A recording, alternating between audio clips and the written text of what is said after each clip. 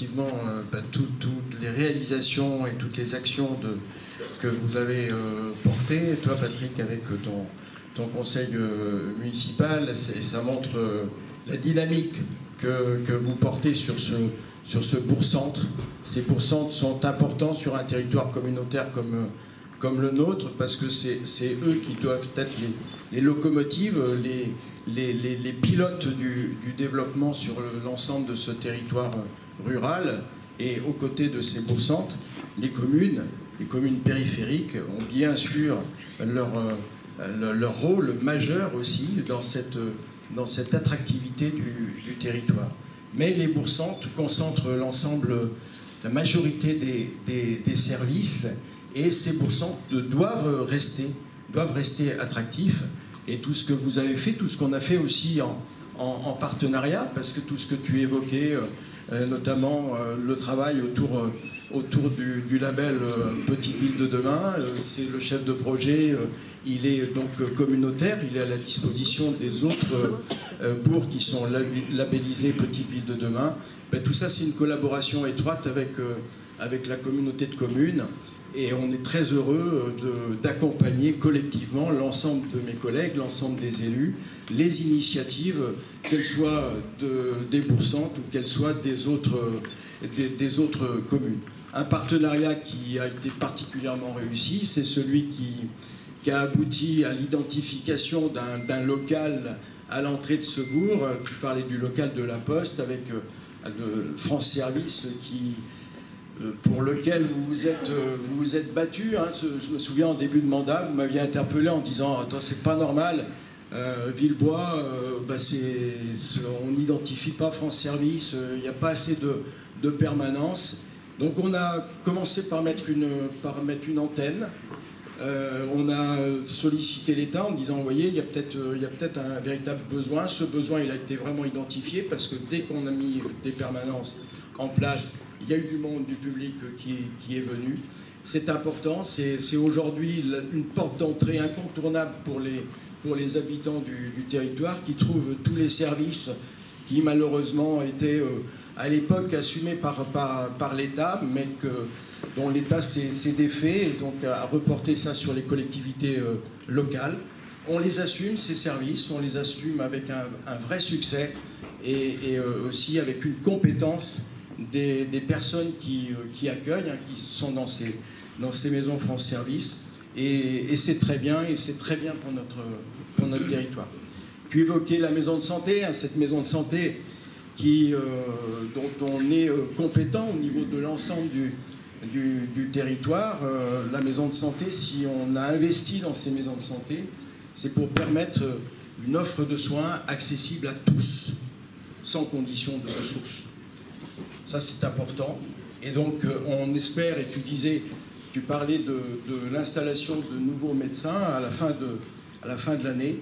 Eh bien, franchement, c'est une très bonne nouvelle. On a aussi une problématique. Alors, à l'autre bout du territoire, du côté de Chalais, j'avais une réunion hier avec les professionnels de la maison de santé de Chalais. Là aussi, on a de bons espoirs avec une personne qui va s'installer petit à petit sur notre territoire rural. On parle de désertification médicale, mais ce qu'on peut constater aujourd'hui, eh bien, c'est que lorsqu'il y a du dynamisme, lorsqu'il y a une volonté à la fois des élus, mais aussi de la plupart des professionnels de santé, on réussit de belles choses. Tu parlais aussi, et puis tu t'es retourné vers moi en parlant de l'office de tourisme, en disant, bah oui, la CDC veut nous supprimer l'office de tourisme. Alors, il s'agit d'une première réunion. Je crois qu'on va se retrouver devant ton conseil municipal pour évoquer en détail. On n'est pas là pour supprimer, on est là pour faire de manière plus efficace. Voilà. Tu as parlé des atouts de ce territoire, tu as parlé de Magnac, du château de Magnac, du château bien sûr de Villebois, et de l'attractivité de ce pôle touristique, de cet ensemble touristique. Tu as parlé aussi des amis du château qui font un travail remarquable. Il s'agit de trouver un moyen d'unir nos efforts et d'être plus efficace et complémentaire dans la communication. Voilà. Peut-être on peut penser que deux sites de bureaux de tourisme entre guillemets, hein, donc les Amis du Château et puis une antenne de l'Office de pôle, peut-être qu'on peut faire mieux que ça. Et de manière plus complémentaire, en associant des sites remarquables comme la Mercerie qui est juste à côté, pour mieux communiquer et pour entraîner le touriste et l'habitant qui vient sur le territoire à aller irriguer l'ensemble et visiter tous les points d'attractivité. Voilà, donc on se donne rendez-vous. On a eu un premier échange. On ira devant vous, mesdames et messieurs. Ne vous inquiétez pas, on trouvera, moi j'en suis sûr, la meilleure solution. Voilà. Bon. Et puis on gère aussi, vous le savez, les écoles. La communauté de communes gère les écoles. On gère aussi la Caravelle, hein, qui est un point, une entrée culturelle majeure sur notre territoire. Il n'y a pas d'autre équivalent sur la Valette Tutte-Dronne.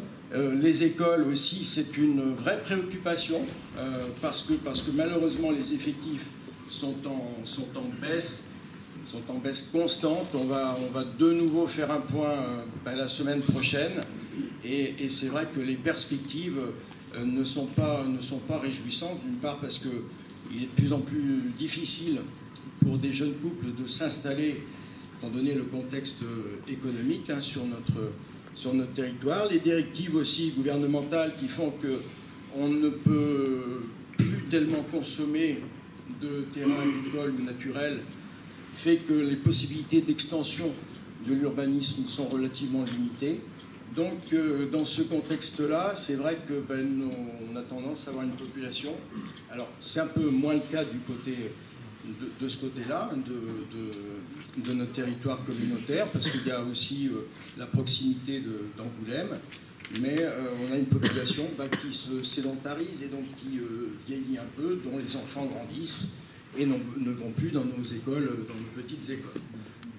Cela dit, on veille à ce que le territoire puisse avoir une offre scolaire attractive et de proximité, avec des pôles, on va dire, des pôles principaux qui sont dans les bourgs-centres, pour la plupart, mais aussi des antennes secondaires, des pôles secondaires, qui sont complémentaires et qui assurent cette bonne répartition, ce maillage du territoire.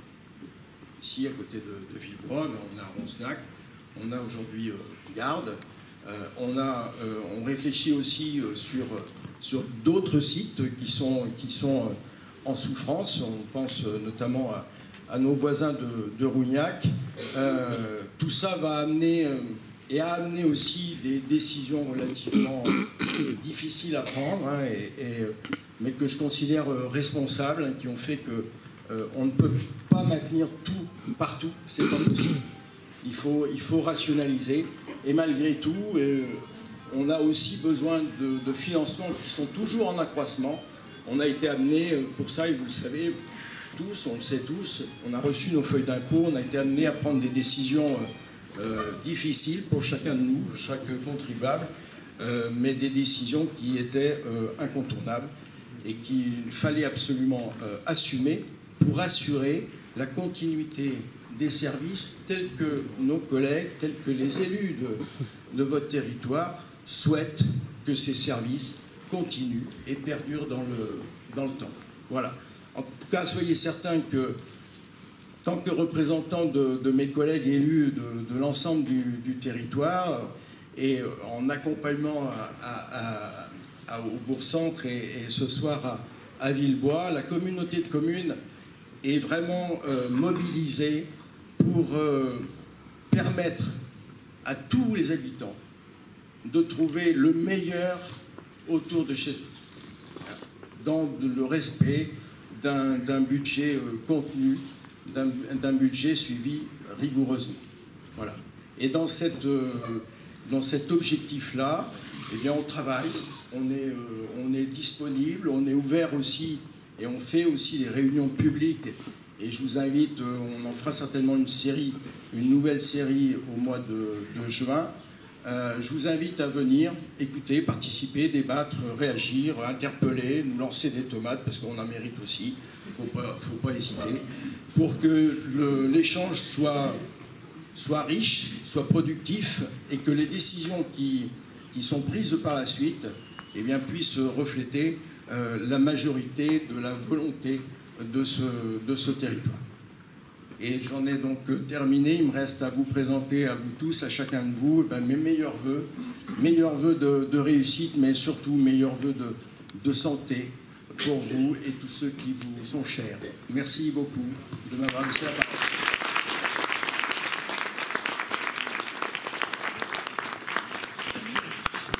Merci.